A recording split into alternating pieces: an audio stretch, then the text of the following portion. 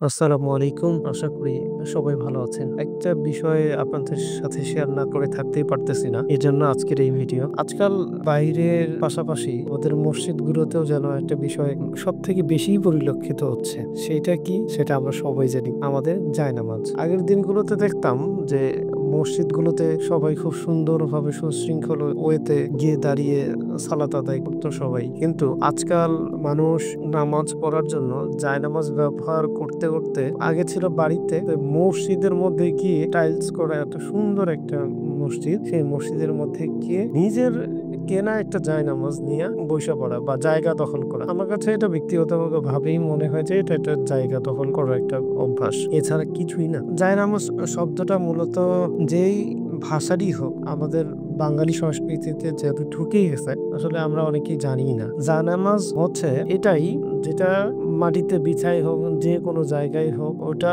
পেরেই নামাজটা আদায় করা যায়। অর্থাৎ জায়নামাজ শব্দের অর্থই হচ্ছে নামাজের জায়গা বা স্থান। এখন কথা হলো মসজিদ তো পবিত্র জায়গা ভাই, এইখানে জায়নামাজ নিয়ে তো লাভ নাই। জায়নামাজের ব্যবহার করার ওই পাত্র, ক্ষেত্র, স্থান, ব্যক্তি বিশেষ এটা চিন্তা কইরাই তারপর জায়নামাজটা ব্যবহার করা আমাদের বাঙালিদের উচিত। যার যত টাকা আছে সে খুব সুন্দর কইরা একটা হচ্ছে সুন্দর একটা দামি একটা জায়নামাজ নিয়ে গিয়ে মাটিতে ফালায়া আমি এখানে নামাজে দাঁড়াই গেলাম। এখন এই নামাজে আমার ডানে ফাঁকা থাকলো নাকি বায়ে ফাঁকা থাকলো, না আমি পরিপূর্ণ সুন্নার অনুসরণ কইরাই নামাজে দাঁড়াই গেলাম। যেখানে ফরজ আদায় করতে গিয়ে আমরা হচ্ছে সুন্নতকে বেশি প্রাধান্য দিয়ে দিচ্ছি বা হচ্ছে নফলকে বেশি প্রাধান্য দিচ্ছি। আসলে জায়নামাজ সেই জায়গায় আমরা ব্যবহার করি যে জায়গায় আমরা ভ্রমণ করতেছি বা হচ্ছে কোনো একটা কাজে যাচ্ছি, জায়নামাজটা সাথে রাখলাম। এখন নামাজের সময় হয়ে গেছে, আমরা যদি আশেপাশে মসজিদ না থাকে সেই ক্ষেত্রে আমরা অপবিত্র জায়গাটাতে জায়নামাজ বিছায় নামাজ পড়ি। এইটাই হচ্ছে জায়নামাজ ব্যবহার করার সঠিক নিয়ম। কিন্তু মসজিদে এত সুন্দর কইরা